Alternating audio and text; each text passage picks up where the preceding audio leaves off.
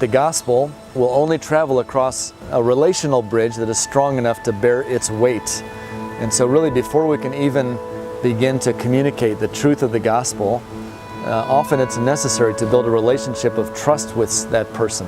One of the rewarding aspects of life for me in Uganda has been getting to know and meeting with some of the women in Karuma, a small town near Restoration Gateway, women who have given themselves to prostitution as a means of survival. They desperately want to get out of that lifestyle, but they see no hope. They see no way for them to provide for their children or for themselves.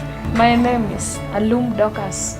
With me, I'm struggling hard, but my capital is in my hands. What I make, it's what I get money. I get money in what I'm doing. She heads up the organization that the prostitutes have formed for themselves, an organization not to promote themselves, but rather to support themselves. She's become a dear friend to me. She has a shop in town where she does some hair braiding, so I find when I go into the market, I can stop and see Dorcas and get to visit with several of the women in that organization. Joyce has an incredible gift of encouragement, and she's able to speak such positive and encouraging messages of hope into the lives of people when she shares with them and gets to know them. Joyce, I met her when we were on the meeting there. I was so glad at that day. She became my friend that day. She's trying to help me in any way.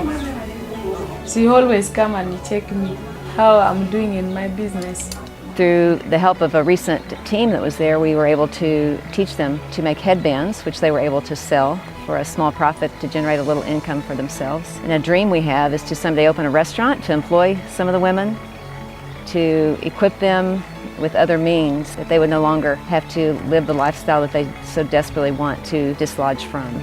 We started to make that group so that we see the way we can change their life by giving them something to do. We sit down, when we sit with her, we share a lot with her, how we could change the life of those women.